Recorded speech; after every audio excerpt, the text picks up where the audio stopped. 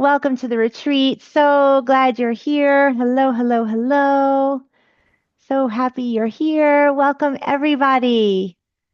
Happy almost New Year. Where's my New Year's hat? Here we go. Happy New Year. Almost. Welcome to the New Year's retreat. So glad you're here. Let me just let everybody in. Who's in the waiting room? Admit. Sorry, everyone. This is weird. Let me just admit everyone. Admit. And okay, looks good. Okay. So everybody, welcome, welcome, welcome. I want you to type your wins into the chat. Every time I do a call, I ask people to share their wins. What is going right? You are here, so that right away is a win. So please share that in the chat right away. There we go. There we go. I'm just admitting everyone. It's a little weird. Not sure why. Okay, great. So let's see. Kristen, 1 day binge free. Amazing. Go you, Kristen. That's awesome. Who else? What else? Anna, I'm here. Yes, you are. So glad. Amazing. What else? Please share your wins because what we celebrate, we integrate. It's so important. Let's see. Reverend Rebecca, taking the time to do this retreat and with warm herbal tea beside me. Love it. That's awesome. Ava, glad I'm here. I am so glad you're here as well. That is fantastic, Ava. Keep them coming. Who else? What else? Let me see. Let me admit. Okay. Let's see. Nanda didn't overeat, ate adequately for the past few days. I have jam and chocolate sprinkles in my house without overeating it. Amazing. Erin just ate breakfast and stopped. I wanted to keep going. Good. So you saw that urge and you didn't let it keep going. Amazing. Amazing. Krista, I made it through the night without eating. Amazing. Madison, 5 hours binge free. Woo, Madison. Amazing. Sharing a win feels like a win too, as I find it so challenging. Well, go you. Ringing my bell. Amazing. Elise, 3 days binge free and feeling so much peace and joy. Felt lots of gratitude meditating this morning. I love it. Cheryl, 2 days of eating adequately. Amazing. Amazing. Julia, I'm so excited to take this time for myself with all of you. I'm so excited for you. And Linda, excited to be here. Me too. I am so excited you are here. Let me just share my screen and I'll pull up the chat. And that. Okay, good. Good, good, good. Okay, so we are sharing our wins. We'll do that for another minute or so. And just remember, even being here, that is a huge win. So way to go, you. That is amazing. Okay. Any more? Connie said, let's see. Oh, Joyce said, feels amazing to have shifts in my life. I love that, Joyce. Amazing. And Connie said, looking forward to the retreat. Me too. Madison, I'm here, skeeving off work to be here. Ooh, skeeving. I like that word. I never heard it before. Great. Amazing. Okay. So let me just do this disclaimer right away. So the advice and coaching that I give here on the call is not a substitute for medical or nutritional advice. So that is just a disclaimer. I like to get that out of the way. Rebecca's win. I ate a lot of snacks last night, but the story is I underate yesterday and lesson learned. Amazing. Great wisdom. Amazing. Manuela, I am here. Had a little learning moment yesterday evening and recovered right away. That's it. We just keep moving forward. That is the path. So good. Beautiful. Great job. All right. So just a little bit about me, and then we're going to take a mindful pause. So I am the Brain Over Binge coach, and I healed from 40 and more years of disordered eating, including every eating disorder under the sun. I am a life coach, an educator, a mindfulness instructor, and I'm just really happy to be here with everyone. So thank you for taking the time to come. Thank yourselves for doing that. It really means a lot to me, and it shows just how committed you are to entering 2025 binge free, right? That's amazing. Amazing. So, everyone, let's just take a minute to do a bit of mindful breathing just to get grounded and come into this moment. So, wherever you are, whatever you're doing, placing your hands gently over your heart center and then closing your eyes slowly, taking a nice deep breath in through your nose and then exhaling twice as long. And again, nice deep breath in through your nose.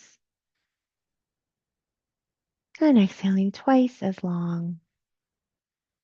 Coming into this moment and this breath right now. So letting go of everything that happened before this moment and not worrying about what's coming next, just breathing. You are here right now. All that matters is now. And every breath is a chance to begin again. So just notice the air as it moves all the way into your body on the inhale, and then all the way out of your body on the exhale. Beautiful. And then gently, slowly, when you're ready, opening your eyes, coming back to the call. Great. Thank you, everyone. Thank you for participating in that moment with me. And just notice how you might have felt before we started doing that breathing and how you're feeling now. So is there any difference in your energy from before the breath work to right now? How are you feeling? And please share in the chat. I want to know. Madison, a bit more present. Beautiful, Madison. Keep breathing, Madison. Keep breathing in this moment. Kristen, more peaceful. Beautiful. Albina, I hope I pronounced it correctly. Calm. Linda, calm. Beautiful. I love it. So the thing about breathing, Julianne, more present, great, is that it's always with us, right? It's always there in our back pocket. And when we check in with our breath, we are less apt to check out with food. So very important to take that time to breathe and come into the now, right? Because right now in this moment, this is the moment that we have. It's the only moment that matters. Cheryl, I'm always amazed how that brief pause clears my brain. Yeah. So take that amazement, Cheryl, and realize, wow, all it takes a minute of slow, deep breathing and everything shifts. Take that with you, please. Please, please, please. All right. Let's just look at our agenda for today. So we started with our mindful breath. Thank you, everyone. And next up, I am going to take us through a guided future self visualization. And then I'm going to talk about a few other future self strategies because I want you all really connecting with that future version of you who enters 2025 binge free, and then it's 2026 and 2027. And you're telling me, wow, I've been binge free ever since that retreat. Wouldn't that be amazing? Right. So we're going to talk about future self today a lot. Then there'll be time for coaching. Then we'll take a little 5-minute break at the top of the hour. Then I'm going to talk about urge interrupters. And then we'll have time for more coaching, questions. And then any of you who are here just joining the retreat, there's a special offer about the group, which I'll talk about at the end when it's all over. Okay, so that's our agenda for today. So let's talk now about future self.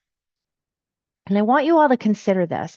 What if right now, this moment, this breath right here is the moment you commit to freeing yourself from binge eating? Just think about that. Now is the time. What about making that commitment? Who's with me? Who is ready to commit to heading into 2025 free of binge eating? Put a yes in the chat. Kristen said, let's go. Nanda said, I am. Amazing. Who else? Julianne, yes. Cheryl, yes. Linda, yes. Ava, me. Elise, yes, yes, yes. Rebecca, yes. Shona, yes. Simona, yes. Samantha, yes. Madison, yes. Beautiful. Albine, yes. Keep them coming. Rebecca, yes. Connie, yes. I see it. Everybody's saying yes. Good. I'm so, so glad. Wonderful. Wonderful. So I want you all to imagine that it is, Anna said yes. Good. It's December of 2025. Okay, so close your eyes. Brrr. It's a year from now. It is the end of December 2025, and you're here with me at the retreat going into 2026. Okay, we are going to be stepping into future you. Okay. And I want you all to visualize who you are in all the details. Okay. So I want you all to start thinking about who is that future version of you who is binge free? How do you think? How do you feel? How do you act? Okay. I want you all to really get clear on that. And I am going to take us through right now a guided meditation so that you can meet with future you. Okay. And so for this practice, I would like you all to get into a comfortable seated position. So wherever you are, whatever you're doing, please take time to sit down. It's best not to multitask through this. You're here, you showed up, or you're listening to the recording to really get the benefit of it. You could even lie down. Okay. I really want you in a very rested state as we do this guided visualization. So everybody get yourself situated. Okay. And I want you all just to start by closing your eyes gently. And we're going to begin with 5 very slow, deep breaths. So nice deep breath in through your nose. And then exhaling twice as long. And again, deep breath in through your nose. And exhaling twice as long. And I want you to keep focusing on your breathing. So I want you to notice the air as it goes all the way in and all the way out. And as I said before, remember that every breath is your chance to begin again. So as you're breathing, remember all that matters is this moment, this breath right now. So just feel yourself relaxing. Feel your nervous system settling. Just really noticing your feet on the floor and the air as it moves in and out of your body. And I'm going to guide you through a day as future you.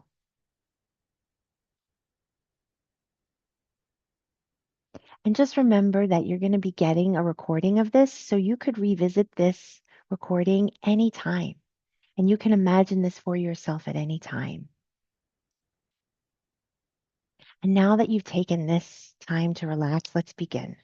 So I want you all to imagine yourself in bed at the start of your day. You wake up, and before you get out of bed, you check in with yourself. You take some of these deep breaths and you notice that you feel rested and you're feeling open to the day ahead. You spend a minute savoring all of the non-weight benefits. You notice how great your energy is, your mood, your digestion, and how well you slept.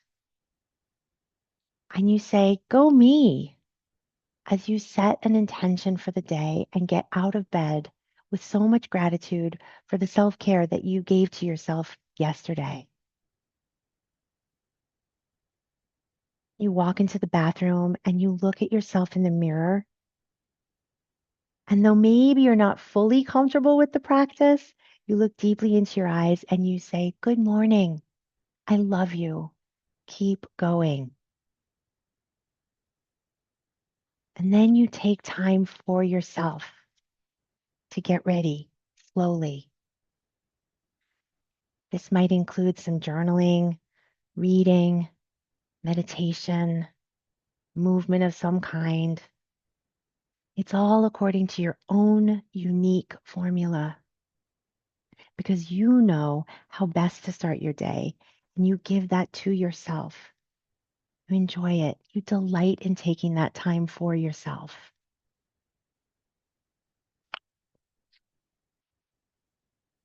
And you hear your brain saying, hurry up and get ready. And you remind yourself that in giving yourself this time, you are going to be able to get so much done. And then you go and you eat your first adequate meal, enjoying it with full permission and full pleasure. And when you're done, you acknowledge that you've just nourished your body really well, saying, that hit the spot. Maybe some urges arise to keep going, but you expect and allow them, and they just move through you.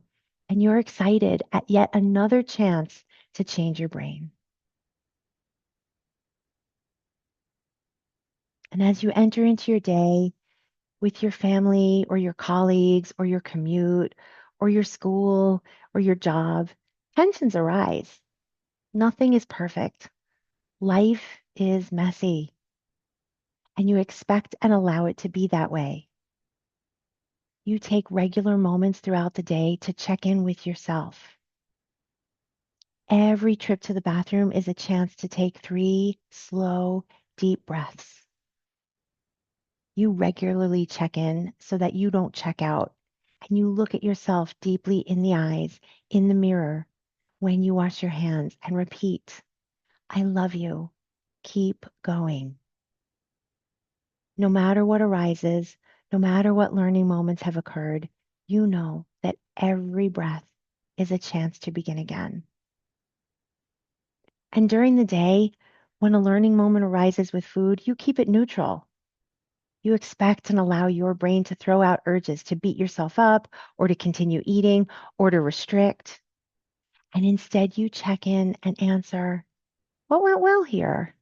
What didn't go well? And what will I do differently? And then you keep moving forward. Throughout the day, you take regular moments to eat your meals, knowing that nourishing your body is also helping you to function well in the day. And you enjoy those meals with full permission and full pleasure. And again, when you're done, you acknowledge nourishing your body. You stop and say, that was delicious. That hit the spot. I am so satisfied. And again, urges arise to keep going, and you just laugh. You expect and allow them. You just notice what your brain is so programmed to do, and you're excited at another chance to keep changing your brain. When you're finished with work or your chores, you check in with yourself again before moving on with your evening and your routines. You move or breathe or journal or pet your animals or hug your family to release all that compound stress that might have been building up in the day. And you remind yourself, I am safe. I love you. Keep going. And when you have your final meal, again, you enjoy it with full permission and full pleasure. And just as before, when you're done, you acknowledge how well you've nourished your body and say, that was delicious. That hit the spot. I am so satisfied. And you feel so grateful for the ways that you're nourishing your body. And if any urges arise to keep going, you just expect and allow them to move through you. And you are so excited at yet another chance to change your brain. Before ending your day, you reflect on all your wins. You add to your urge jar, or you write down all the non-weight benefits and you celebrate. You say, go me. And you get really clear on how your life is better thanks to the choices that you've made today. And then you get back in bed and you breathe and you relax your body. You are so grateful to yourself for all the gifts you've given to yourself. And you visualize yourself doing the same things tomorrow as you gently fall asleep.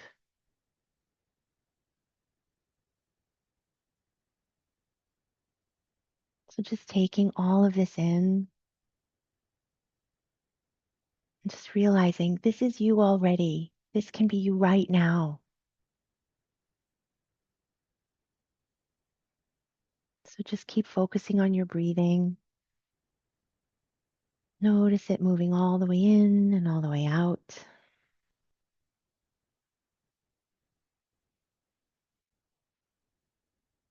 And just remember that this future version of you is available to you all the time.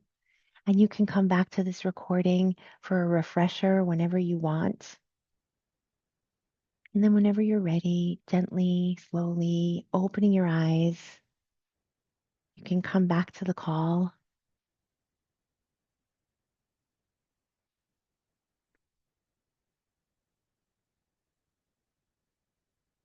So welcome back, everyone.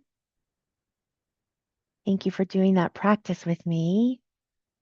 I would love to hear how it went for you. So please share in the chat. What was that experience like? What did you notice?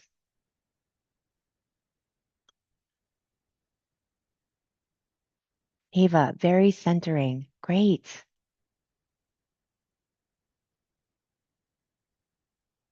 Anyone else?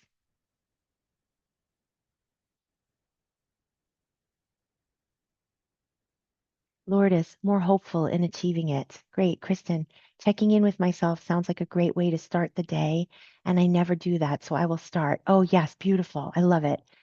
Being positive and hopeful. Great. Cheryl, it's so important to check in with myself, be aware of what's going on with me instead of going blindly through the day. Yes, indeed, Cheryl. Krista, how little micro decisions each day can add up over a year to being binge free. Exactly. Exactly. Just like the beads in the jar add up. Exactly, Krista. Beautiful realization. Connie, I noticed how positive the self talk was. Good. Madison, it was moving. I have been there before and you will be there again. I found the detail really helpful for taking me there. I'm so glad, Madison. Simona, excited for my future self and the life ahead of me. I love it. I'm excited for it too. Anna, because of so much uncertainty about the future, I'm unable to think 1 year ahead. However, it's clear that this is just as valid for tomorrow, yes, and every day in the immediate future, exactly, which is perfect because everything is 1 day at a time anyway. Thank you. Yes, in fact, it's actually 1 minute at a time, 1 second at a time. We can make it really, really, really minute. All you need to do is take care of now, and it's always now, right? It's always now o'clock. Beautiful awareness. I love it. Okay. Oh, Aaron, I had an aha moment. Urges dissolve sooner when I'm still, sitting down. Walking around being busy in the kitchen and doing too many things entertains them longer and they continue longer. Yeah, great awareness. Okay. Well, Aaron, so let's build in some of those moments of stillness for you. Beautiful. Feel an urge? Go sit someplace and be still. Fantastic. Fantastic. And it makes a lot of sense too, because you don't have the food stimulation if you go and sit down and you're still, right? Okay, another technique that I encourage you all to try, and um, you can jot down these questions and you can think about them later. But the idea is that you write a letter from your future self who is right where you want to be and have them give you some advice. And I love for people to do this daily.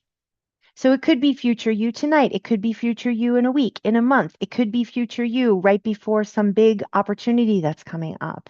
Okay. And that future version of you, what would they tell you to stop doing?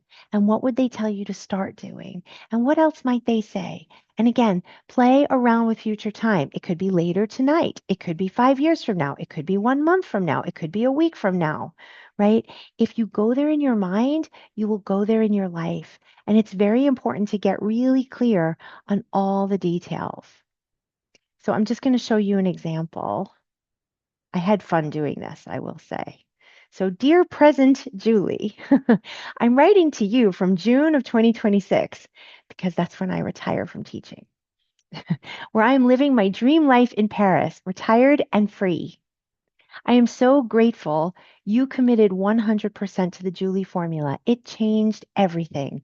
You overcame binge eating, self doubt, and financial stress. Now I wake up energized, confident, and proud. I trust myself completely. I keep every promise I make and live simply as a frugal minimalist with more than enough. I am fully present, loving, and positive in all my relationships, able to help my family no matter what arises. I've embraced travel and meaningful experiences, moving through life with ease and joy. Coaching fills me with glee because I'm walking my talk, living with my whole brain available. It's the gift I give myself every day. Thank you. I love you. Future Julie. Okay, so this one is very, very positive, right? And I didn't give myself any bumps along the way here, but there were many bumps, and there are always bumps, right? So I just decided that day that that's the direction I wanted to go in. And Anna said, "Oh, Julie, that made me cry." Well, I hope in a good way, Anna. But so the idea is have fun with this, right? go, sky's the limit, right? It's a letter, you're writing it. You can say anything to yourself that you want from future you to present you. Do it. It's such a lovely practice. I highly encourage it. Okay, another beautiful practice that you can do is to write little love notes to future you. You could leave it on your toaster or your coffee maker or your desk to find tomorrow, right? What do you want to tell future you? What do you need future you to know? How would you like future you to feel? What would you like future you to see first thing tomorrow? And when you write that note, you can be like, "You're welcome, future me," right? Dear future me, I love you, right? Think about all the wonderful things you want to say to future you and give future you that love. They need it. They need it. Okay. So now I've given you a lot, and I would like to take this time for questions and coaching. Okay. And so I'm actually going to stop sharing my screen here and let's get to coaching. So if you would like coaching, what I want to do is I would like for anyone who wants coaching, just type the word coaching in the chat, or you can raise your Zoom hand, one or the other. And we will get to live coaching now. Okay, Ava, you want coaching? Go right ahead. And anyone else, just type the word coaching and I will get to you next. Go ahead, Ava. Okay, here I am. I'm new at this, Uh-huh. but I wish that I didn't have to think about everything all the time. Hmm. Think about your gratitude. Think about your not binging. Think about your positivity. Think about your how far you've come. Think about the food you're going to enjoy. Think about. I am so tired of thinking about food my entire life. I just want to be, So don't I think don't about it want to think anymore. about it. I didn't I tell you wish I that didn't tell you to think about food. well, no, you didn't say think about food. I guess I think about food, but I Yeah, wish but I I could actually just don't encourage people to think about food. I encourage you to think about life. I wish I could just not think about things, period, and be what I'm going to call normal, which is probably, oops, which is probably not normal. But people that don't have food issues don't go around thinking about all of these things all the time. They just live their happy go lucky life. And the rest of us are like doomed to always have to think about it. Yeah, actually, Ava, I completely disagree. I Do think you? that Okay. everyone in the world thinks about food because we would die as a species if we didn't have urges to eat. Urges to eat keep us alive. So there's Okay. nothing wrong with thinking about food. It's just the proportion of your day that you're thinking about food that we want to dial down, right? We want to dial down the food noise and dial up the life noise. That's Mm-hmm. the idea. Mm-hmm. Right. But the first step is just recognizing that, oh, look, I spend a lot of time thinking about food. I'd like to think about it less. So and usually the reason there's so much food noise is because there's been a lot of attempts to manipulate hunger, manipulate body size, Mm-hmm. restrict, binge, etc.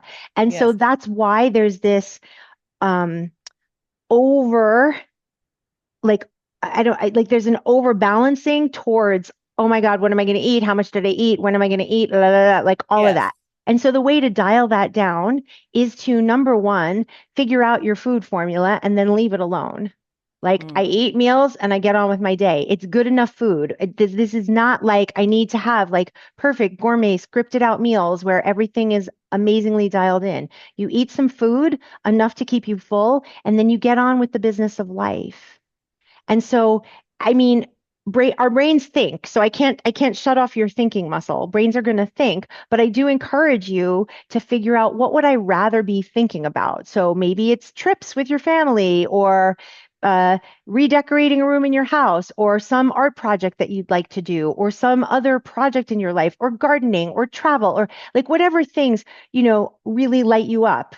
Is it beauty? Is it going to museums? Is it like, what are the things that you would rather give your time, your energy, your brain space to? Mm. Right. And then when you catch yourself really thinking about food a lot, flip it to those things. And you're a member of the group.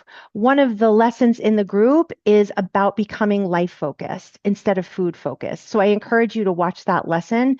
Okay. So I can't remember the title of it right now, but you can ask me in the group or, you can look Okay. through the lessons. But I really encourage you to watch that one because we actually control what we think about. You have the ability to notice, oh, I'm thinking about food again. I want to think about my plants. Yeah. I'm not telling you to think about plants, but like, Right. oh, I I'm thinking understand. about food again. I want to think about a trip that I'm going to plan with a family member, or I want to Yeah. think about the book that I'm reading, or whatever it is. So, but again, there's nothing wrong with thinking about food. And most people in the world think about food Mm, because it's what keeps us alive. right. That makes sense. I have a friend who forgets to eat. How is that possible that you forget to eat? I mean, it's rare, but I think have you, I mean, I'm sure that Yeah. everybody here has had those moments when, you're really engaged in some kind of project or task where you're in such a flow state and you're doing what you really love, where maybe you don't notice time pass. And I mean, it can be rare in this community, but I'm Yeah. I'm guessing that there are times that that happens for people. But Yeah. again, we want to get you to a point, Ava, where you're eating adequate enough meals that you do kind of forget to eat. Like Mm, you eat and you're like, I'm good, I'm done, and I'm going to get on with my day. mm.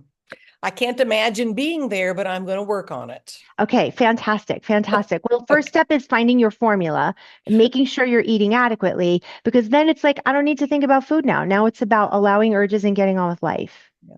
And the Okay. food noise gets much quieter the less you entertain urges. That's for sure. That's Okay. for Thank sure. you. So that's coming. That's coming. Okay.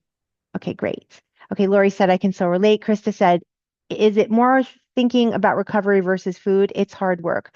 Well, I mean, again, when you're learning to do anything, you need to give it your time, energy, and attention, Krista, right? So, like, as you're learning to expect and allow urges and not act on them, there may be more brain space given to recovery. And then it sort of normalizes because the better you get at something, the less you need to think about it. If you think about the first time you learned to drive, or ride a bicycle, you had to really think about it and study it. And then it became very fluid and natural. And that's what can happen here as you put in the reps. But you got to put in the reps first. Like anything, we get good at what we practice. Dorothy wants coaching. Okay, Dorothy, you're up next. Lori put hobbies help me. Sil, you'll be next with coaching. Sally said, I tend to overthink, ruminate most things with food being very prominent. Okay, Sally, well, I hope that was relevant for you. Manuela, what exactly is the formula? Well, Manuela, everybody finds their own formula. So for you, it's very specific, right? Because you're following a protocol. So you're finding that formula within your protocol, right? Let me know if that's clear, Manuela. Okay, so we've got Dorothy and then Sil.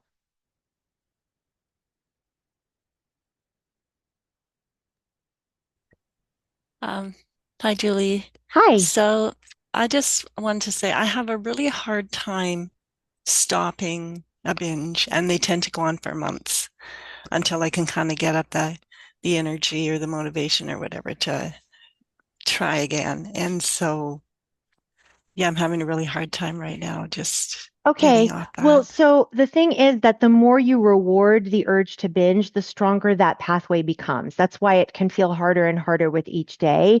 And so what needs to happen, Dorothy, is first like this firm commitment that I'm not going to restrict no matter how many times I've binged, like a full commitment to I'm not going to try to correct these months of binging or whatever it's been for you. That right now, here, I am committing to truly adequate eating. That is top of the pile because if you try to correct every day and you're like, oh, I'm going to restrict for a while until I undo the damage or whatever it is.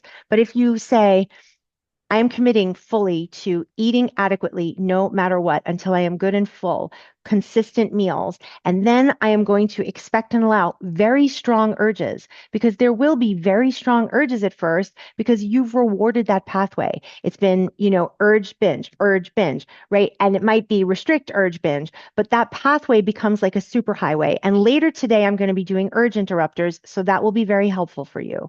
Okay, so in the second half of our retreat, those urge interrupters will be very useful for you. But the first top of this is eating adequately no matter what. Okay. Because to interrupt this cycle, you have to make sure you're properly nourishing your body at regular intervals. And then in between, urges to binge are going to come. And you want those urges to come. You want to expect them and allow them because you can't change your brain, Dorothy, unless you have an urge to binge and let it move through you from your lower brain to your higher brain. And so that's not comfortable. But if you are actually eating adequately, it is very possible to do. And again, there is something called an extinction curve. And so in the beginning, your brain is going to be fighting like hell to keep that binge habit alive. So again, expect very strong urges for the first week or so. Okay, they're going to be very intense. So the way to prepare for that is by extra adequate nutrition. Make sure your meals are full of fat and protein and they're very satiating because as you do that, in between, when the urges come, you'll say, okay, I'm ready for this. I'm expecting this. I know what this is. There's no surprise.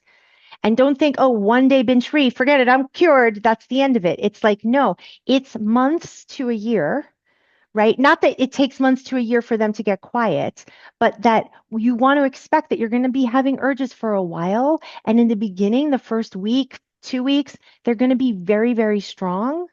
And that's okay if you're eating adequately. And for me, it's kind of the opposite. Like if once I get started, there's kind of a honeymoon period where it's easy for me. And then the longer I go, it's kind of like I have start having the urges and I can resist them for a period of time, but they get stronger and stronger. And then eventually I just have a weak moment, I give in, and then everything's out the window. Yeah, so again, that just means that your extinction burst is coming a little bit later. So you're in this like compliance phase, that honeymoon, the post binge, especially also because maybe you're like, oh, I feel a little bit better, right? And so there's a lift. But then again, your brain is going to go, Murray the dinosaur will be like, are you going to binge today? How about tomorrow? How about today? How about now? How about now? How about now? And so your brain is going to try to keep that habit alive. So again, if for you, you notice the first couple of days are relatively easy and then it starts to peak, that's just where your peak is. That's fine. But again, you want to think like a week, I'm not out of the woods. I'm doing great. Go me, celebrate every step of the way, beads in a jar, join the group for support, all of those things. But you want to make sure like this is a lifetime of adequate nourishment and expecting and allowing urges to come whenever they come, right? The other thing is, I heard you say resist. So we don't want to resist urges. They're nothing to fight, they're nothing to fear. You want to expect and allow them. You want to let them move through you. Oh, good. Here's an urge. This is my chance to change my brain. You want to breathe and let that urge move through you. Okay, so I just get tired. I think that's what it comes down to. And then I go back to, oh, I just want that vacation from life. I want to check out for a while and Yeah, numb but out. And when we check that's out with when it goes. food, we make ourselves more tired. That's not a way to Yeah. check out. You do deserve to check out, right? Check out, watch some TV, put your feet up, close your eyes. If you're tired, rest. But food is not rest. Food is the opposite of comfort. I mean, food is nourishing and delicious, but binging is not rest. There's no world in which a binge is actually going to help you rest. So that's the false promise. So that's just a lie from your lower brain. So you want to be onto that one. I just need to check out. Yes, I do need to check out. Mm. How can I check out? I can call a friend. I can close my eyes. I can do a guided meditation. I can put my feet up. I can stare out the window. I can flip through a magazine. How can I check out right now? Okay, that's helpful. Yeah. Good, good. Okay, Great thanks, question. Julie. Yeah, my pleasure. Okay, Sil, go. You're up. Yeah, I know we're gonna do urge interrupting. And I know you talked about urges, but I'm gonna ask again. The urge is just so strong, and I just immediately give in. If I want something sweet, I go get sweet. If I want something salty, I go get that. Um, Yeah. So again, are you restricting before that happens? Because if you are, urges are going to be very strong. So if you're dieting and then you have urges for something sweet or something salty, if you're restricting your calories, if you're not eating all day long, then yeah, your brain is going to like your body's need for actual fuel is going to override, right? So it's eat adequately in order to be able to expect and allow urges. okay. Yeah, I'm not restricting. So I know when you say eat adequately, you're just talking about satiating, a protein, I guess, grains, you know, That's different for everybody. I'm not talking specifically about any one food because everybody has different ways of eating. What I'm saying is that you're putting enough food on a plate that when you're finished, you're full. So that in between, if your brain says, "Oh, something sweet would be nice, something salty would be nice," in that moment, you say, "Aha, that's an urge," because I know I just finished a full plate of food. I'm good until my next meal. okay. So you're just doing some self-talk, it sounds like. And like like you're saying, making sure it's enough on the plate, whatever that is for each person. Correct. I mean, and it doesn't have to be self-talk, but it could be self-talk. But my point is that you want to kind of visualize eating regular, adequate meals, and those are your gentle boundaries, so that in between, that's an urge. I'm not going to act on that. So, like, you finish the meal. And as I said in the guided visualization, when you finish your food, I always encourage people to say, "That was so satisfying. That hit the spot." And you might even tell yourself, "Sil, my next meal is at noon." Like, let's say you finish breakfast and your brain is saying, "That was so good. I need more, more, more, more, more, more, more, more, more." Because that's what my brain always did when I sat down to eat. And I would say, I do need more at my next meal, but that meal, that was so satisfying. I'm good. This is a chance to change my brain. This is the Oh, moment. okay. So Does that make just sense? yeah, keeping that in mind, eating enough food, and just Yeah. not going into that binge, just fight like hell. Um, It's not a fight, right? You don't want to be fighting, right? You want to expect urges are coming. Urges are nothing to fear. Again, we have urges to eat because that's what keeps us alive. And an urge is just a feeling in the body. It's just a feeling of over desire. It is not a dinosaur. My dinosaur is a little toy named Murray. Nobody's going to eat you. Nothing's chasing you. It's just some discomfort because you have this pathway that you've been rewarding in your brain. And so it feels like, "Oh, I should go and follow this." So instead, you're saying, I'm making a choice right now. I'm going to let this discomfort be here. Is it in my throat? Is it in my chest? Is it in my belly? Where do I feel that discomfort? And you're going to breathe into it. okay, and I know you mentioned like calling a friend, getting a magazine, breathe, Well, having that list. I mean, I was saying that to Dorothy because she was talking about the fact that she gets tired and she wants to check out with food. And I was saying everybody deserves to check out. So figure out what are the things you want to check out with. Because in her case, she's using food to check out, right? But food is not a way to check out. And when we try to check out with food, we've just added so much extra stress to our life. Yeah, because So we don't want to do that. So, thanks for answering my question. yeah, of course, of course. But I guess what I'm trying to say is, like, if you're in the same pattern as Dorothy where you're using food as a way to check out, then yes, have other things on hand that you can use to check out because everybody deserves rest, right? But for you, it sounds like you're just following cravings, which Yep. is a little bit different. And that's why I asked you if you were actually eating adequate meals, because if you are, then when you hear that voice, "Oh, crunchy would be nice. Oh, salty would blow," you just say, "Oh, I see. That's an urge. I'm going to have food at my next meal." Maybe that's food you want to incorporate into your next meal. Who knows? Right. But if it's stuff you're binging on in between, then you say, "That's just an urge." Okay, okay, yeah, I like that. Having it at the next meal and Hmm. instead of doing it in between, and just eating, eating, eating.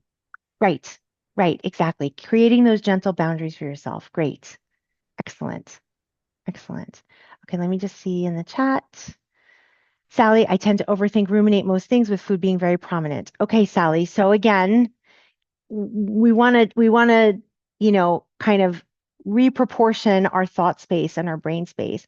And Manuela said, um, the finding your formula lesson. Yes, was wondering if it's the types of food that work and or quantity. Krista said, thanks, Julie. Madison, same here. Dorothy, thanks for asking this. Madison, I find the problem with me is more the habit condition response as it continues and becomes my new dysfunctional normal, despite attempts at eating adequately. Yeah, okay. So again, it's like those urges are going to just be very strong, Madison. So you want to expect and allow that. Okay, Manuela, do you want to unmute and then Krista?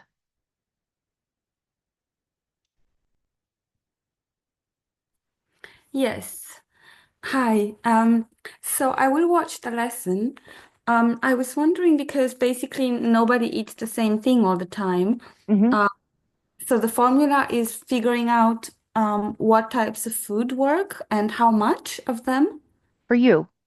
And I for, wouldn't say that nobody eats the same foods all the time. Some people do, some people don't. I tend to eat the same things all the time, but but I some mean people, every meal the same?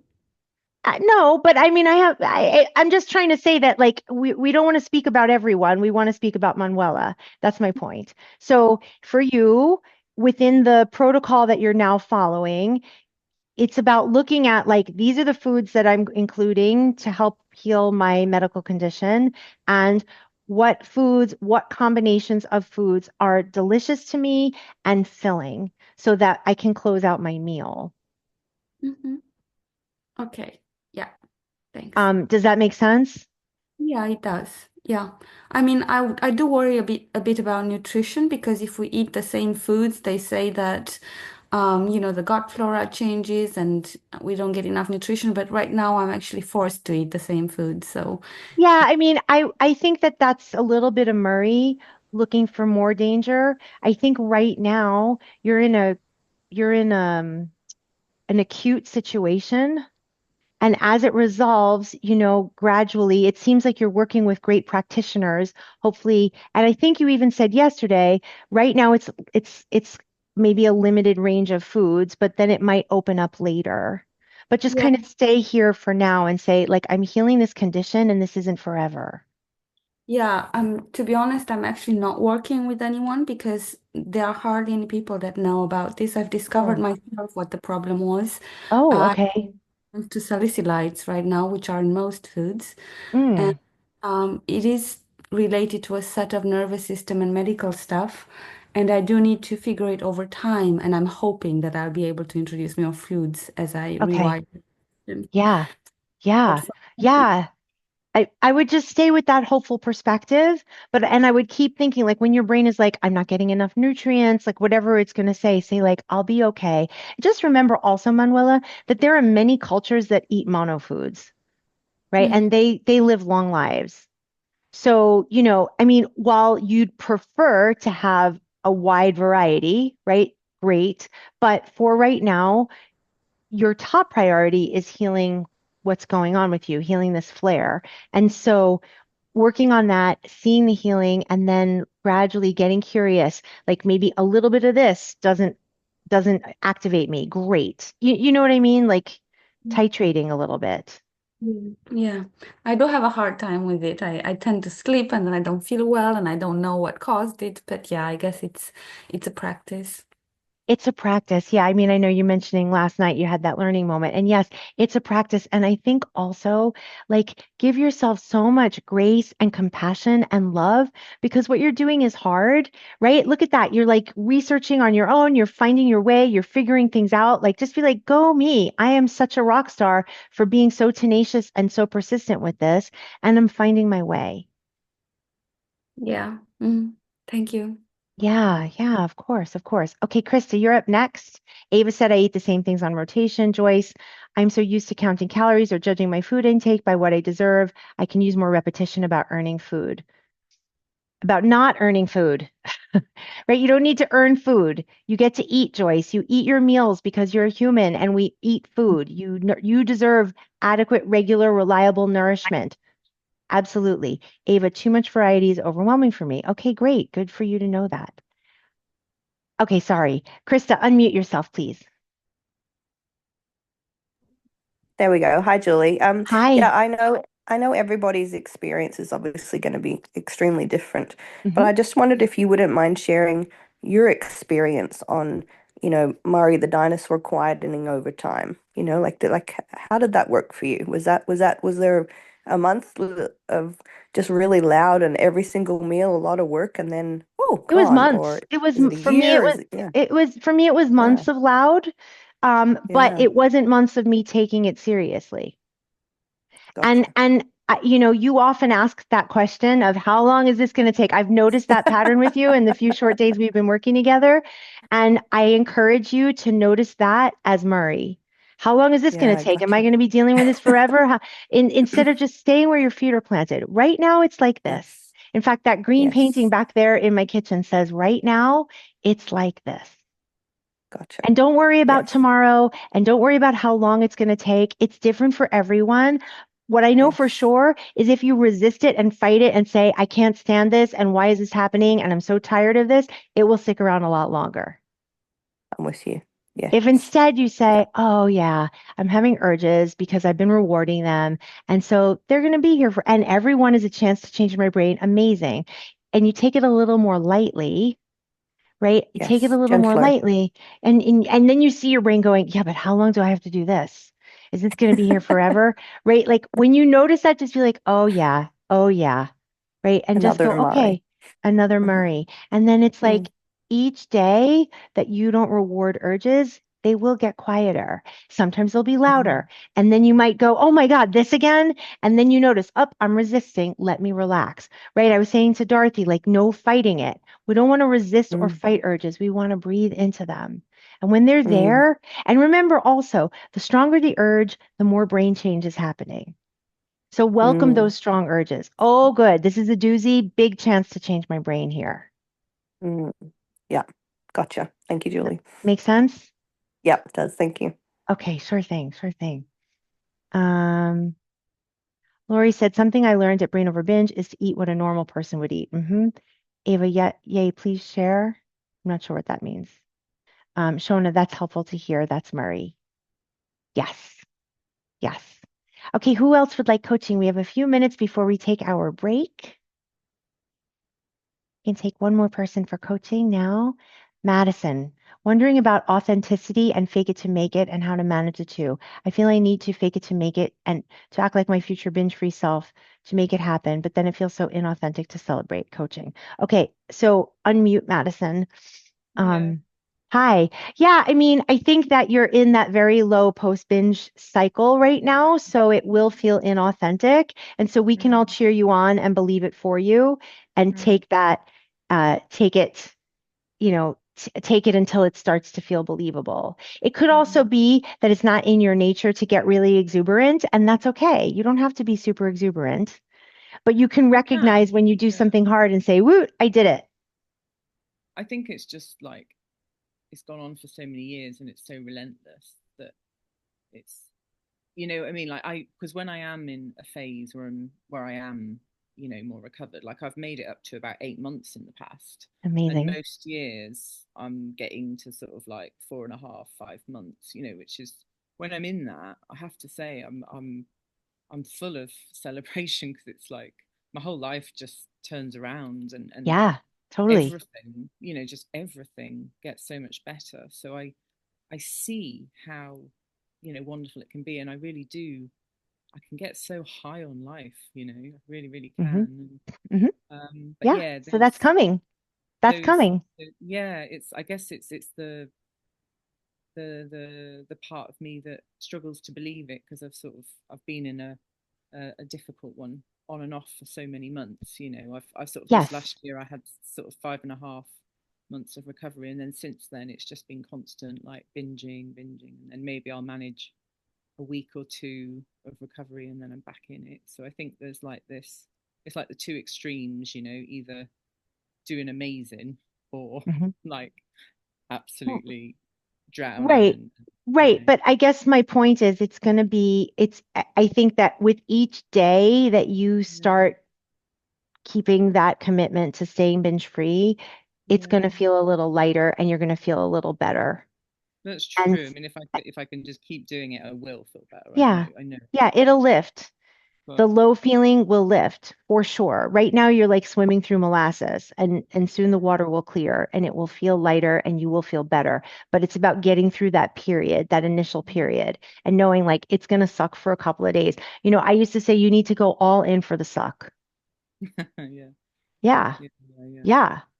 But it's Mm, so much better than binging, yeah, it's right? true. That discomfort of an urge is productive discomfort. Binging is always destructive discomfort. Mm-hmm, mm-hmm.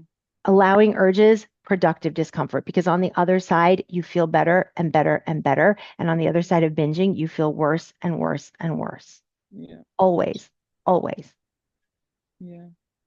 So should I, like, in terms of this whole idea of, fake it to make it, or, it's just a term I'm using myself, because, like, when we were doing the visualization, I know that that person I'm visualizing is who I am when I'm recovered, and that Yeah. positivity comes so much easier. And I feel like I need to act like her to become Yep. her, Yep. but it feels like so far away from how I feel at the moment. Like, should I just try and push myself to, like, or let I, it come? I mean, Yeah, I think it's a both end. I think that we yeah, can act our way into feeling, absolutely. And so, yes, take all the actions of a person who's already recovered. Live mm, like that free version of you, for sure. And also know that your brain is going to be like, yeah, I don't feel like her. So it's yeah, a both end. You're just going to titrate between that competition, that cognitive dissonance for a little while until it yeah, starts to be more like future you is there. yeah, yeah, yeah, yeah. Yeah, that's a good way to put it. The cognitive dissonance. Yeah, Hmm. it's But looking we at can do that. That's the just amazing thing allowing about the being a two human. parts to be there. Yeah, Yeah, we're allowed yeah, to hold many things at once. yeah, yeah, yeah. And rather than maybe seeing it as me being inauthentic, it's actually that there just are these different things that can exist Yes, within me, and I'm not having to choose from one or the other. Both can be there exactly. at the same time. Exactly. It's the both end. Exactly. Um, Exactly. yeah, that's great. That's Good. great. Thank Good. you. Good question. Okay, I'm just going to read out the chat here. Oh, Ava, that was okay. Good, Ava. Thank you for clarifying. And Rachel said, "Why is nighttime so difficult to fight the urges to binge?" Dorothy said, "Great question." Rachel said, "Thank you. I struggle so much and fail at night." Lourdes said, "I was taking melatonin and don't have to deal with it. Da, da, da. Can you take NyQuil? No melatonin. Okay." And Jillian said, "Will you address nighttime eating?" Okay, so the thing about nighttime, and then later in the second half, after I teach urge interrupters, when we have more time for coaching, if people want more detailed coaching around this, no problem. But in general, we're very busy all day long. And so when we sit down in the evening, number one, we're exhausted. And number two, it's often the first time we're actually allowing ourselves to rest. And so there can be a desire to, have more to eat in the evening. And again, we can be in this pattern of food is my break. Food is my chance to give myself a break, but it is not a break. What you want is a break, a real break. And when you feed yourself until very late at night, what you are doing is disrupting your sleep, right? Ensuring that you're not going to sleep well, that you're going to wake up the next day not feeling well, maybe not being hungry to start your adequate eating off again, et cetera, et cetera, et cetera. So it's about noticing this pattern and then making sure. And one of the things to combat overeating in the evening is to make sure you are properly fueling yourself all day long. Even if last night you ate too much, make sure today to reverse that pattern, you give yourself a truly adequate, nourishing meal. That is very important. Okay. So again, consistent, adequate eating, very, very important to help with nighttime eating. And then noticing, oh, this is my pattern. So I'm going to have a cutoff. I am going to eat my dinner and then I'm going to say that hit the spot. And then urges are going to come and I'm going to go take a break. I'm going to take a bath. I'm going to watch a show. I'm going to call a friend. I'm going to lay down. I'm going to end my evening with some actual rest. Because again, food is not a break. There's food and there are breaks, and they're not the same. Food is delicious, but it is not a break. So have your meal and then have a proper break. Um, okay. And so Jillian and Rachel, um, let me know if that helped you, and then later we can talk about it more. We are going to take a break now, actually, everyone. But Erin wrote, act as if is another way of saying fake it till you make it. I find it more empowering and gentle. Sil, what do you think about Overeaters Anonymous? And I want to hear your story of how you got over binging. Well, Sil, I'm not going to talk about another program. And my story is episode 101, I think, of the Brain Over Binge podcast. So you can listen to my story there.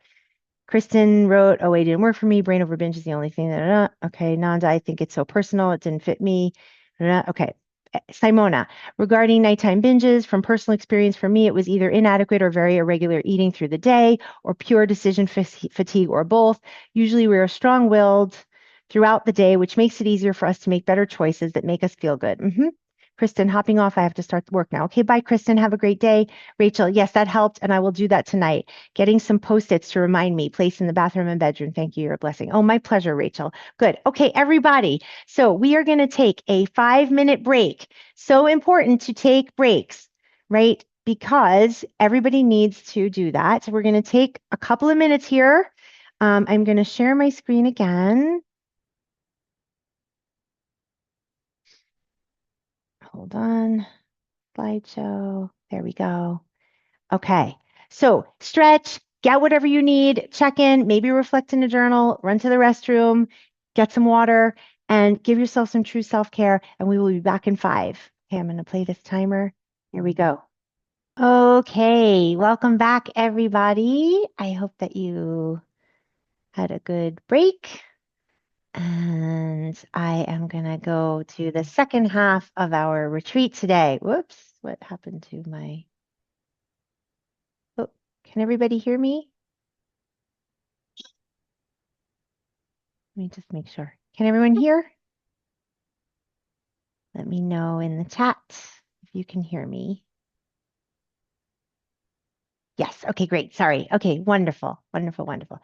Okay, so as promised, we're going to be talking about urge interrupters.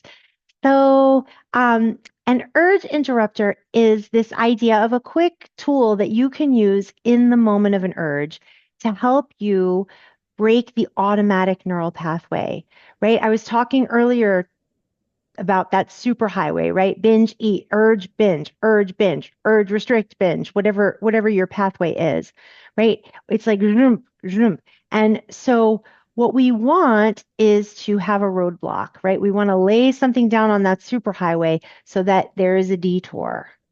And, you know, we want something quick, something we can use quickly to help take it down. Because often, as evidenced by a lot of the language here, I'm resisting, I'm fighting, it's tiring, it's so much, I can't take it. Like all of that language, there's so much resistance and fear around urges. And so we want to see that actually they're nothing to fear, and that if we peacefully allow them, they will move through us. And it doesn't have to be this giant fight. And so we want to do something to interrupt that pathway. Okay, so one of the ones that I love is called FAST EFT. So EFT stands for Emotional Freedom Technique, otherwise known as tapping. And I love tapping. I'm a huge fan of it. I practice it regularly. I know how to teach tapping. But today I want to teach FAST EFT, which is much quicker than regular EFT. Okay, and it focuses on key meridian points in the body, and it's to help restore your body's energy. And the great thing about fast EFT is you can do it really quickly, and it's great for urges, but it's also great when you're feeling stressed or anxious or overwhelmed. It's just a wonderful, quick thing to have in your pocket. And you can do 3 rounds in a minute or 2. So I want us all to try it together. So I want everybody to do it with me. Okay. And so you're going to be tapping on different points. So I'm just going to show you where they are. So the first point is above the eyebrows, right here, then side of your eye, then under your eye, then your collarbones, and then you're going to grab one wrist with the other hand. That's it, those points and that grabbing. Okay. And when you're doing it, it's helpful to breathe really slowly and to say something out loud or to yourself if you can. And I have this phrase here, I release and let this go. And this could be anything that you're experiencing. So this could be this urge. It could be this desire. It could be this discomfort, this insecurity, this self doubt, this stress, this overwhelm, whatever it is that you're experiencing in that moment. So, right now, everyone, I want you to think about a common uncomfortable emotion for you, whatever that might be. And you could even name it in the chat if you want to. What is the emotion? Name it in the chat for me if you'd like. And it could be urges. So you could just write urges. If that's the number one thing that's uncomfortable for you, throw it in there. So share in the chat. What is something that's very uncomfortable for you? Okay, I'm seeing fear, social anxiety, insecurity, anxiety, abandonment, loneliness, urges and distress, feeling judged, anxiety, anger. Great. Okay. Self-esteem. Okay, great. Thank you. And a text messaging, anxiety, social. Okay, so anxiety. Linda, insecurity. Great. Okay, thank you, everyone. Being controlling. Okay, great. Thanks, Erin. All right, so pick your flavor, whatever it is for you. Okay, I'm going to probably jump around and do a mix of all of these, but we're going to do the tapping together right now. And before we get there, just think on a scale of 1 to 10, how intense is that discomfort right now for you? Okay, think about that discomfort and how intense is it for you right now? Okay, and we're going to begin. So just breathing slowly, start tapping above your eye right here. I release and let this anxiety go. I release and let this insecurity go. I release and let this anger go. Under the eye, collarbones. I release and let this fear go. And then grab your wrist, inhaling, exhaling twice as long. Beautiful. We're going to do it again. I release and let this loneliness go. Side of the eye. I release and let this self-doubt go. Under the eye. I release and let this judgment go. Collarbones. I release and let this go. And then grab your wrist, again inhaling and exhaling twice as long. Beautiful. Third round. I release and let this worry go. Side of the eye. I release and let this urge go. Under the eye. I release and let this low self-esteem go. I release and let this go. Collarbone. Then again, grabbing your wrist, inhaling and exhaling twice as long.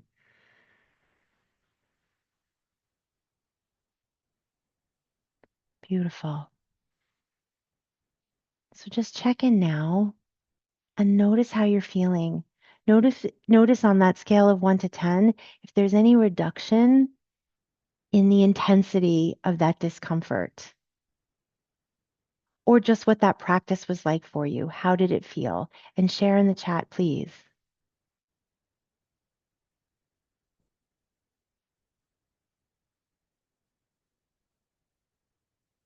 Madison, I'm glad it was relaxing. Something to use, really. Reverend Rebecca brought it from an 8 to a 5, more peace. Beautiful. And Rebecca, you could do it for 10 rounds. Like keep knocking it down. Each round might knock it down. Cheryl, feeling lighter, breathing more deeply. Love it. Sil, relaxed. So Sil, here's something you could bring out, right? This is a tool. Nanda, it feels caring. Yes. Rachel, a missing touch I never had. Wow. Connie, it changed my focus. Beautiful. Love it. Love it. That's great. Okay. So that's one tool. That is one urge interrupter. Again, as Connie said, it changed my focus. Ava, it keeps me from checking out of myself and checking into eating. Exactly.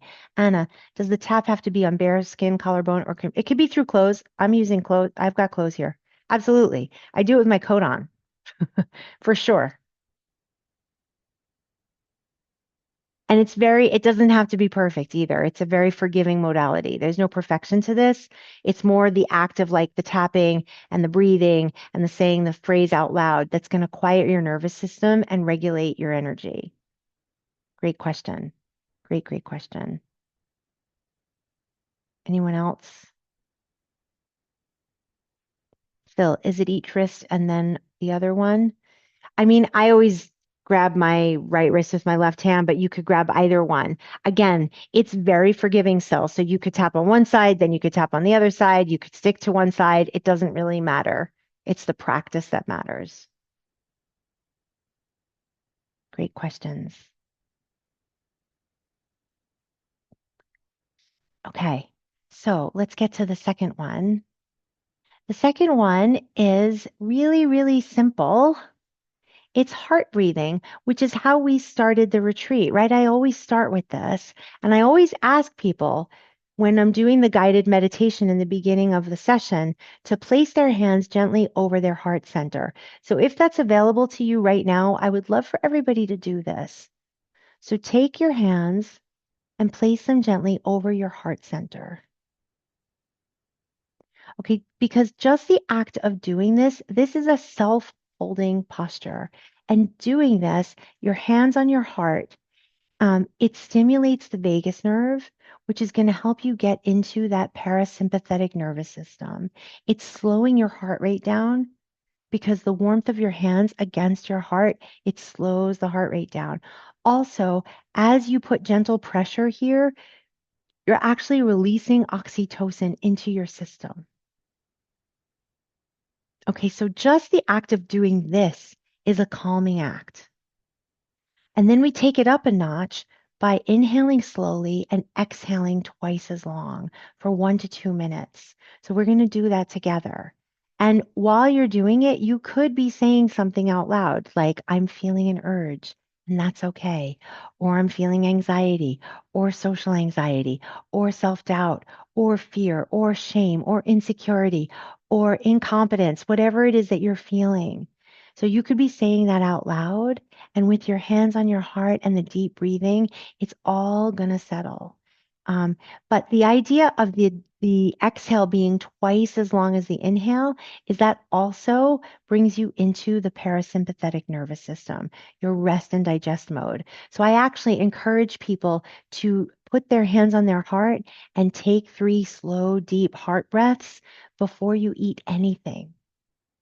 Because taking these 3 slow, deep breaths before you're eating will ensure that you're in rest and digest mode. So it's also going to help you with digestion and satiety, which is great. Because when we're binging, it's frantic, frenetic eating, right? So instead, we want calm, loving, mindful eating. All right, so let's try this together. So again, everybody, hands on your heart, heart center, and then inhaling slowly and exhaling twice as long.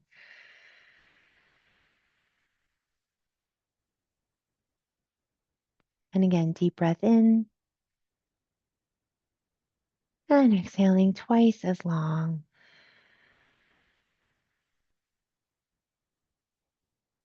And again, inhaling and exhaling twice as long.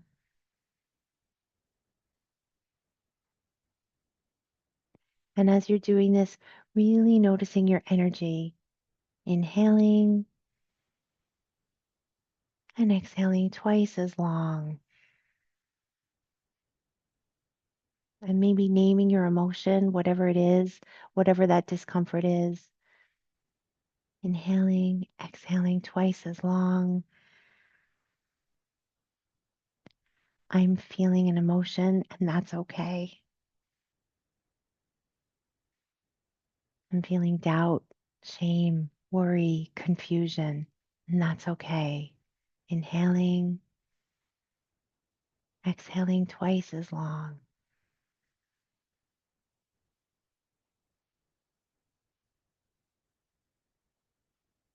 Okay, so that was about 2 minutes. So just notice your energy. Notice how you're feeling in your body now. What was that experience like for you?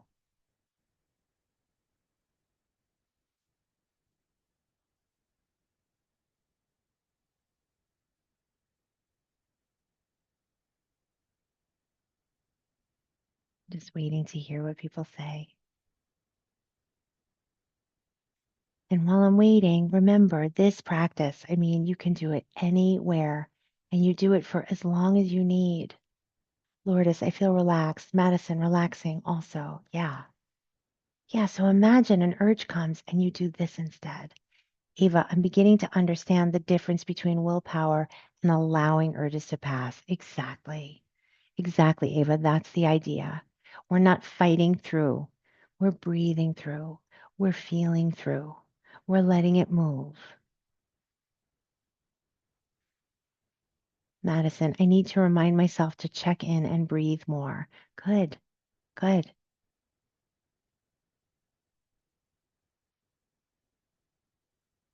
Rachel made me pause, think of why I am so uptight, realize that people pleasing and worrying about what other people think of me. Okay, Rachel, good to see that. Anna, this is great, Julie. Makes me notice that when urges come up, an automatic response is to speed up and run away rather than slow down and let them pass. As with this heart breath, definitely will practice this. Beautiful. I'm so glad. Yeah, you're not being chased. It seems like we're being chased, but we're not being chased. It's actually a cue to go in, right? Urges are like that check engine light. What's the matter, love? What do I need? Slowing down. Reverend, Reverend Rebecca, feeling my inner child who needs me to just be with her and love. Beautiful. I love that. Great. Great. Okay, so I want you to understand that bringing in either of these techniques, it's forcing the brain to create a new pathway, right? You're blocking that habit road. Instead of urge, binge, you're going urge, breathe, live. Right? You're deconditioning that pathway. And brain change can happen immediately here, right? You're blocking that habit road. Just the fact that you did those practices with me, you already started to create a whole new pathway. And the more you practice it, the more automatic it's going to be, right? You're building this new pathway in your brain. That's so exciting. Okay, so I am going to stop sharing my screen again and get to coaching time. So it is time now for more coaching. So if you would like coaching, just write the word coaching in the chat, please.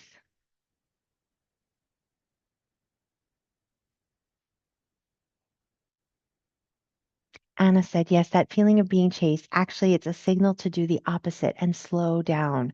Wow. Yeah. Daniela, you'd like coaching. Okay, go right ahead, Daniela. And anyone else who wants coaching, please write the word coaching in the chat. Hey Julie, Hi. yeah, I'm gonna keep my camera off. It's like I'm in Hong Kong, so it's like midnight Okay. here. Okay. How cool. Um, yeah. Um, gosh, I noticed this pattern. Like I've been in the binge purge cycle for about 10 years, and I noticed this pattern where I try so hard to get help, but somehow it's like the seeking help is somehow an excuse not to recover. Like so I never fully commit. Like I'll sign up for something, or I'll start with a therapist or start with a program, and then I just like I don't do the work, and I see the same cycle happening again and again, and I think there's like a part of me that just doesn't want to let it go. Sure. I mean, there And is a part of you that doesn't want to let it go. It's good to yeah, recognize, but that's just a part of you, right? right. So there's also a part of you that very much wants recovery, right? And I know you jumped on a little bit later, but like it doesn't mean that that part of you that doesn't want to recover is all of you, right? Because the part of you that does want to recover is here. You just raised your hand for coaching. You've asked for coaching many, many times, right? Mm. There is a big part of you who wants to recover. And that part Right. of you that wants to binge and purge is a firefighter, right? It thinks that it's going to keep you safe. And so when you sign up for these programs or you reach out to a therapist, that part is going to think, oh no, danger, danger, you're taking away my safety mechanism. Right. Right. And so it's about recognizing that that part of you, the part of you that wants to binge and purge, right? It thinks it's doing it because it thinks it's necessary for your survival. And so it's about recognizing that that part of you needs a new job, a new Yeah. way to keep you safe. And so Right. soothing that part of you, letting that part of you know, like, I understand you think this is necessary for my survival, but it's actually killing me. So we're going to find a new method. Yeah. Yeah. Yeah. It feels so challenging in the moment to Yeah, it do might that. feel challenging in the moment, but you can do hard things. You've done it before and you can do it again. You've had days where you don't binge and purge. You have, Right. Yeah, right? I have. And if you've ever had a day where you haven't binged and purged, then you can do it again. You can do it again. Yeah. It's a firm decision though, right? Like it's making that firm decision. It's also, Daniela, about taking the purging out as a loophole Yeah, I know. because as long as you keep purging in as a loophole, you're keeping binging in. Yeah. There's a part of me that wonders if I should like have more accountability, like more um like at the moment I don't have any, like I'm not seeing a therapist, like I don't have anything like besides this program, you know? And there's a part of me that feels like having some kind of weekly session or check-in with somebody maybe um just a Yeah, good I mean, touchstone look, for me. I think that if you're actively binging and purging, the more support, the better. Absolutely. Yeah. Like, you Yeah. know, sure. And Yeah. also like, I mean, you've been kind of quiet here. I haven't seen Yeah. you in a while. So, Yeah. you can also use the resources that you have at your disposal. Use the bookending thread, post a lot, like make commitments, go meal by meal by meal. I'm committing to eating this meal. I'm committing to eating adequately. I'm committing to not restricting and not purging and not binging. Like, do the things that will get you through a day and then the next day and then the next day and then the next day. Yeah.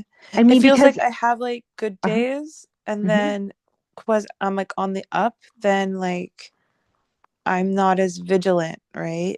And then that's when things regress. Yeah. Like, you So, know I what I mean, mean? I think again, uh, that's naive immunity. So one of the lessons we have in the group is on naive immunity. You have a couple of days, I'm a rock star, I've got this, it's over, Right. finished, right? It's like, Right. don't let your brain fool Yeah. you. I was saying Right. earlier, like you want like 6 months to a year of full recovery before you're even feeling like it. Like, you can take your foot off the Right. gas, especially with such Right. an active purging pattern, right? And Right. so it's about like taking this really seriously and making this your focus and really committing.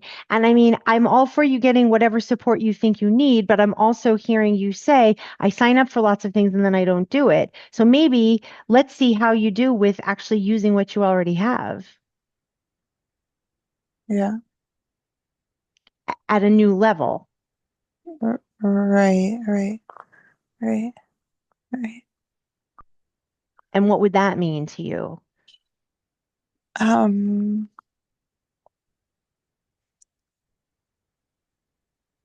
I guess, I mean, I guess it would be showing up more consistently on this platform. There's something about the, I guess, the blog posts and stuff that feels out of reach to me for some reason. Um, You mean for the forum, like reaching out for yeah, coaching and yeah, the forum. I like the like live calls feels like the most supportive thing for okay, me. so then come to Yeah, so make sure, I mean, that's weekly, right? So, and this week Yeah. there were two. So, I mean, come to every call. Right. Yeah. Yeah. Come and lean into that support. And then who knows, you might dabble into something else. You never know. Right. Like Right. you might say, "Oh, but let me try posting once on the forum and seeing what happens." Like it could be a both ends, but for sure, come for the live meetings all the time. And then if you need and want more, get more. Yeah, sure. But use what you have and really at the end of the day, what we want you doing, the most important thing is that you don't binge and you don't purge.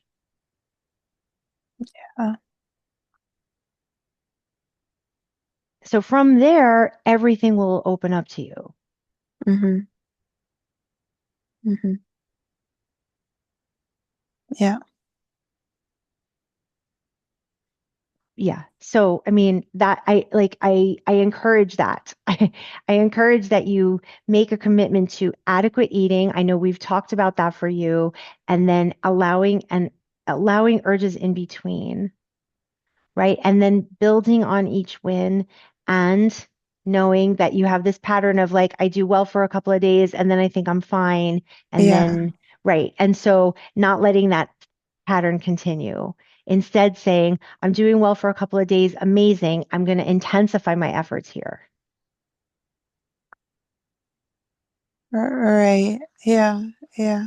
Yeah. Because I'm not eating structuredly. Like, there's a part of me that feels like I can recover and not eat Yeah. like structured meals, you know? Yeah. Well, how's that working Yeah. for you? I eat structuredly and I binge and purge, so like the brain tells me either way, you know. Yeah, like I feel like I haven't accumulated the evidence that structured eating helps, if that makes sense. Yeah. Well, I mean, I think that you haven't done it long enough Right. for it to help. It's Yeah. consistency over Right. time. This is not an Right. overnight fix. This is not follow a Right. diet for a week. This is Right. committing to creating a way of eating that you can follow for the rest of your life, right? And that you eat adequately and consistently every day. And then in between, you expect and allow urges, one breath, one moment at a time. Yeah. Yeah. But what I know for sure is that not eating adequately, not eating consistently isn't going to help you. Mhm. Mhm. Yeah. Yeah. Um, Thank you, Julie. yeah, of course. I'm so glad you're here. And this is a Yeah. great way to, turn this around. That's you've Yeah. already moved in the direction that you want to go. So now you just keep it going. Keep it going, keep it coming. Elise wrote, that resonates for me that this will fix me. And Ava said, same. I've never stuck with any program. Um, Mm. Nanda said, love for you, Daniela. You can do it. Yes, yes, yes. And then Lori said, it was helpful to hear Daniela to see how important I need to make this commitment and get more help. Good, Lori. Mm. Lori, the bookending thread, if you're in the group, is one of the threads on the forum in the member support and connection section. And that is where people go to bookending means like it's the start of my day, the end of my day, or this meal to the next meal, and this meal to the next meal, or this day to the next day. People decide what the bookends are, but you post there it's for support and accountability. And some people find that very helpful. So that's an option. And Madison said, hugs to you, Daniela. Yes, yes, indeed. Love and hugs to you, Daniela. Okay, who else would like coaching? This is the time. You are here. What would you like coaching on? That is why we're here together. It can be about using urge interrupters. It could be about anything that's coming up for you. Nighttime eating, daytime eating. We have lots of time for coaching. Go ahead, Joyce.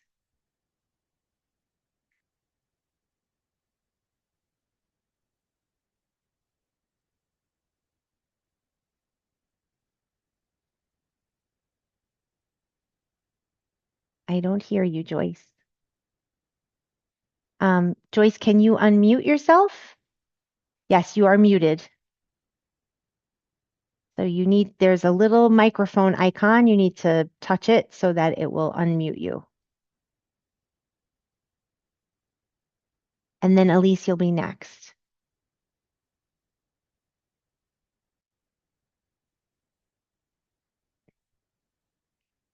Joyce, are you having trouble figuring out how to unmute?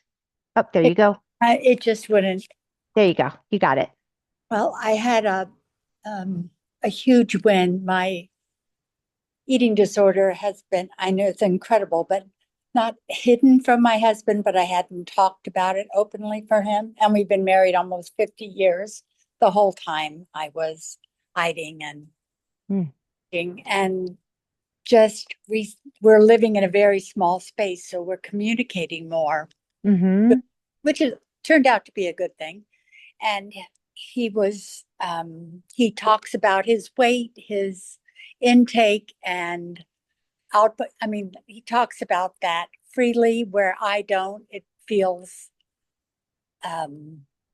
I don't talk about what I ate, Okay. right? And we were talking about a long time ago. He said it must have been very hard for you when I was, 30 years old. And he's a big guy, he's like 6'6", and I could eat volumes of food, and you had an eating disorder. And he was going on, and I say, if you're not going to say something nice, don't say anything, Mm. because I'm hard enough on myself. And Mm. that was a huge win for me. Absolutely. You really spoke your truth there. Bravo. How I did he respond? He said, I was going to say something and now I'm not going to say it. And I said, that's fine. And I don't want to know what he was going to say because Okay. but and I'm having other huge steps like that. Like I'm feeling more space in my head to enjoy all the things I'm determined to enjoy at this stage Mm. of life. Mm. But Mm. Murray is, and I started the rage journaling, Yeah, I know and you said. the Murray sounds like my mother, a critical voice popping up, and it hurts. Yeah. Well, as I said to you when you wrote that, we don't want you rage journaling at yourself, right? It's a place to, and for everybody listening, I'm talking about like taking out a notebook and getting everything that's been swirling around in your brain, anything that you're feeling resentment about or anger about or fear about, getting it all out of your head and onto paper and then tearing it up. So you're writing and it's for your eyes only. And it might be the things that you would never say to another person, right? It is truly for your eyes only, and then doing a nice gentle meditation after. But Joyce, the rule is it can't be towards yourself. That is not a place to beat yourself up. You do a great job of that on your own. You're not allowed to do that there. Okay.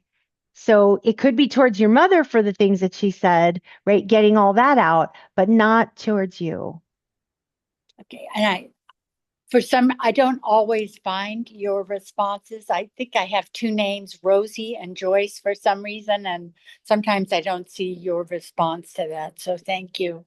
Oh, yeah, I did. I always respond. I you know Interesting. Interesting. Okay, yeah, so that's what I had said. So the idea is that it's an outlet for you to get out the things that you don't always say. And, because there's been a lot of resentment and a lot of things that you've been keeping down, right? And so this is your right. place to like get it all out of your head and then you tear it up. You could even burn it, right? Mhm. It's for your eyes only, nobody else's. Even in that small space, you get it all out and then you meditate and you come back to peace. Yeah, I did. I missed the meditate part. So thank you. Yeah, yeah, great. So again, when you hear things about you, you're up, nope, I'm not going there. And you redirect, like that pattern interrupt that we were talking about a few minutes ago, because that is your super highway. We need to put a log down, Okay. right? Like this is my chance to get things out that I've been keeping inside, not towards myself, right? About other situations. And then I'm going to peacefully meditate. I'm going to tear it up. Yeah. Okay. Thanks. Great. Yeah, and bravo, bravo. Great. So Do I many. press leave now? Or No, no, no, okay. no. I'll just mute you. You're good. Okay. Elise, go ahead, and then Manuela. Hi. Hi. Um, so I'm in a good streak right now, which I'm super grateful for, but I'm Hmm. coming out of a tough one. And I just um I feel like when I'm in this good streak, like everything that we're learning and that we practice seems so clear and so obvious, and I'm so clear about the life that I want and the behaviors that I don't want to engage with. And then when I'm in a rough cycle, it's like I know that there is a moment where I I switch from like where I am right now to binge monster, but in the moment, I don't feel like there's any time. I feel like um I go from being clear on the person that I want to be to being, you know, just stuffing my face with food. And Okay, um, but the truth is, Elise, that there is actually though there is a pause in between. You may not be recognizing it right now, but if we rewind, if there was a camera on the wall, there is because having a binge requires procuring food, unwrapping the food, preparing the food, putting it in your mouth, getting more food, like all of those things, there are a million steps involved to that moment. And mhm, in between, there's a lot of thinking going on. And so you need to slow way down. Even if it's after the fact, you need to do Monday morning quarterbacking and looking back and seeing, okay, what were the thoughts? And it might have been thoughts from the day before. You don't know until you actually look back. That's why I say it's very important to treat each binge or overeating episode as a learning moment. What went well? What didn't go well? And what will I do differently? Because it is not like you are fine and then food is flying into your mouth. That doesn't happen. Like there are steps in between. It can seem automatic. It can seem like you're in a trance and like there's no pause there. But if you look back right now, you said this is day 3, I think, in your post earlier. So mhm. 3 days ago, if you look back now with hindsight, right, what was going on that led up to the binge?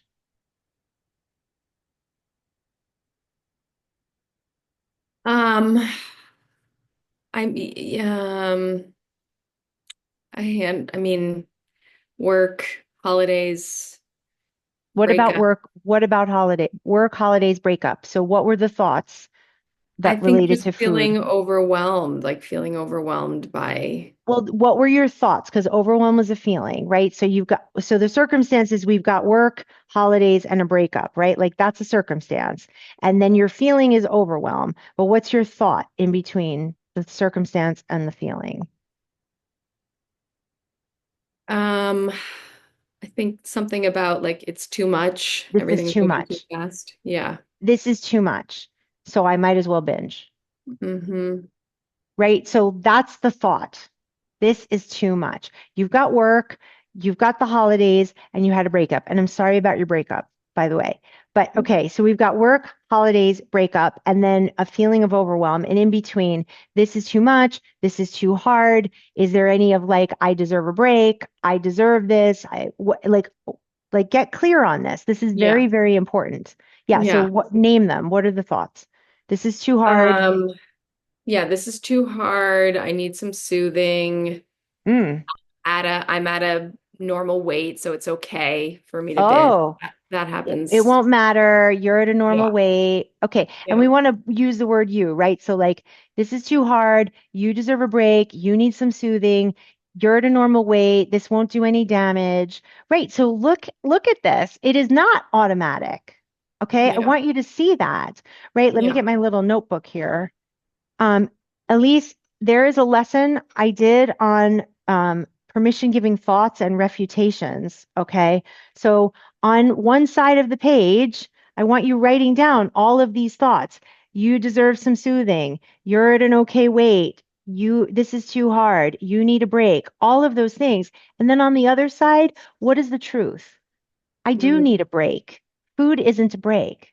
yeah. I do have a great body, and binging is not the way to keep a great body. That's for sure. Yeah. Right?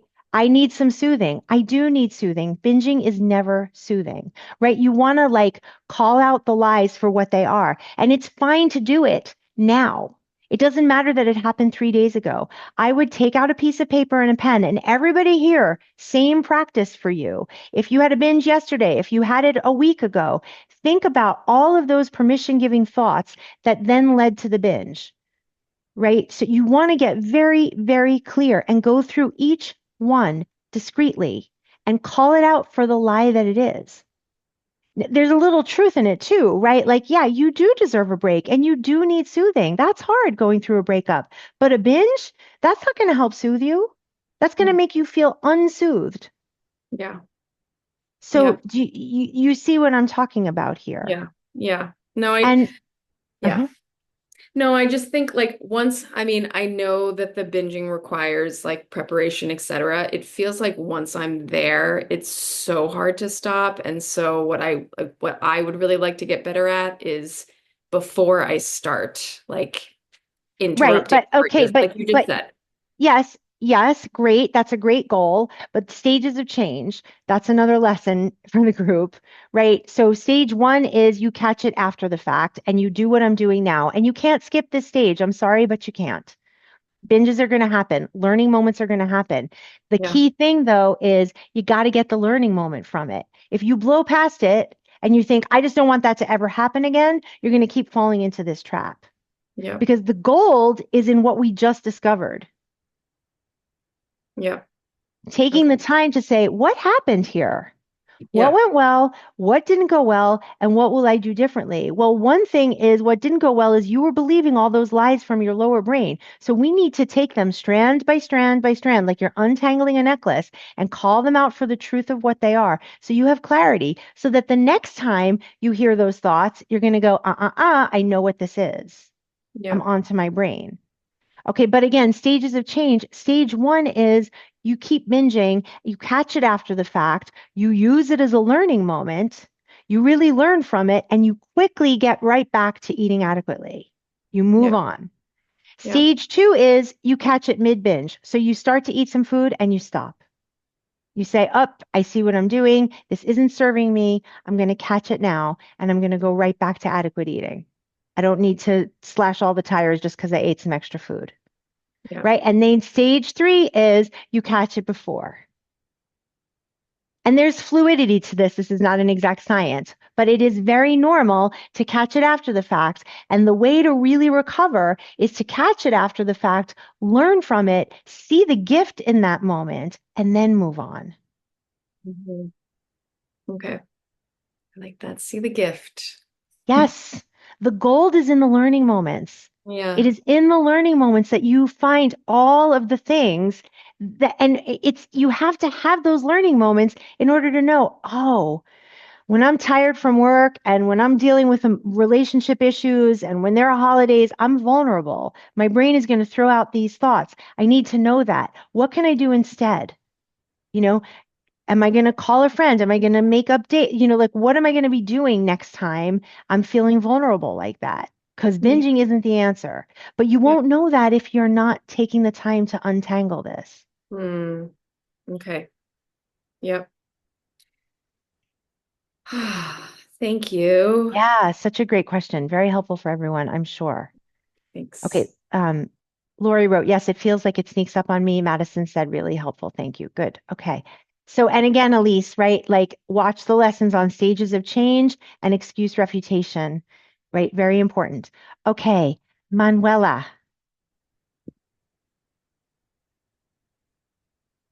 Okay. So, I have oops, my camera went off. I have a couple of things. I'm gonna start with, so I'm taking a medication right now, which is supposed to stabilize my mast cells so I don't react so much with symptoms. And this medication causes very increased hunger and typically for many people weight gain. I'm now dealing with the increased hunger and lack of sense of, when it's enough. And that led to, well, me eating way more in the last couple of days. And also, I guess not paying so much attention, like not being super strict with my diet anymore, and also having little slips. And my slips are not like the full-on binge and purge, but they are still eating disorder in terms of having some extra food and spitting it out if I feel unsafe about it, because Okay. I'm of it triggering more symptoms. And that happened last night. But I'll get to that in a moment. The first thing is, what do I do now with this increased of like not having clear stop signals anymore and increased hunger? I guess you're going to have to enforce a stop. Okay. In other words, you're going to expect that your body is going to say that's not enough food. But if you know intellectually and objectively that it is enough food for you, and I'm trusting you that it is enough food because I know that before you said that you weren't really eating adequately. So I don't know. Maybe the increased hunger is because you actually need the food. But if it's not that you need the food, then it's about creating a good enough plate and saying, this is going to be enough food for me, even though my body's going to say something else because of the medication. Right. Like my pattern is to put some food on a plate and think that's enough. And usually it's maybe a little less than I should eat. Well, But anyway, and then I go for like the pot. I go back to the pot and then I keep yeah, eating. so that's what I'm talking about. So what I would rather you do is give yourself more food. So Mhm. do a plate and a half and then put the pot away and then sit down and eat it. And that's it. Okay. So give yourself more food and then call it good. And then deal with the urges to take more. Yeah. I have this thing that I always want my food to be really warm. So as I'm eating it, it cools off, and then I go and reheat it, and that makes me, actually get more food. Right? But put the pot away. Mhm. So serve yourself an amount of food. Again, time and a half. Give yourself more than you've been giving yourself. So stop under eating, stop under serving yourself. Give yourself a proper portion and then put the rest of the food away so that it's not available to you. And then if you need to reheat your food as you're eating it, then do that. But there isn't more to take. Yeah. Okay, I will try that. Yeah, some self-limiting behaviors. Mm. Yeah, and another one of these is when I actually, because I feel scared now, less about my weight, more about symptoms. But it's still the same thing. I would chew on something because I'm stressed, I'm overwhelmed with this situation and all, and then spit it out. And I Yeah, noticed, so that's where like the heart breathing and the right, because I don't like it's the same thing. Taking food because you're stressed only increases your stress. And then you're stressed about the fact that you're chewing and spitting and whatever else is going on. So again, I would love for you to, before you eat, and that's another thing, Manuela, there's so much fear around your meals. When you sit down to a plate of food, do a minute or 2 minutes of heart breathing before you eat anything. And actually, in the group, in the meditation section, there is an MP3 that I created called, mindful eating. It's about 5 minutes long. I would like for you to play that when you're eating your meal, if you can, because it will help you feel more connected to your food and to trust that what you're eating is nourishing your body. So try that out. Okay, mm, because we want you not in fight or flight mode and fear mode when you're about to eat something. Very calm and really saying out loud, this food is going to be so nourishing, this food is healing, and it's going to hit the spot.